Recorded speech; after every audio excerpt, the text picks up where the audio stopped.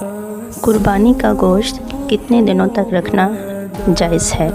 اور اگر ایک گھر میں 3 سے زائد خاندان بھی رہتے ہیں تو کیا وہ پورا جانور ہی اپنے گھر میں رکھ سکتے ہیں؟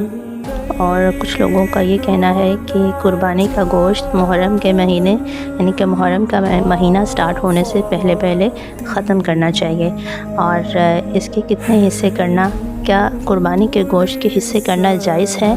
اور اگر حصے اس کے 3 کیے جاتے ہیں تو کیا وہ افضل ہیں؟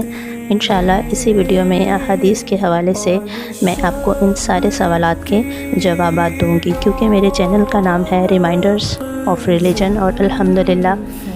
جو چیز میرے نالج میں نہیں ہوتی وہ میں اس کو سیکھتی ہوں، اور پھر میری کوشش ہوتی ہے کہ میں اپنے یوٹیوب فیملی کے ساتھ اس کو شیئر کروں۔ السلام علیکم، امید کرتی ہوں آپ سب خیریت سے ہوں گے اور سب کی عید خیر و عافیت کے ساتھ گزر چکی ہوگی۔ اللہ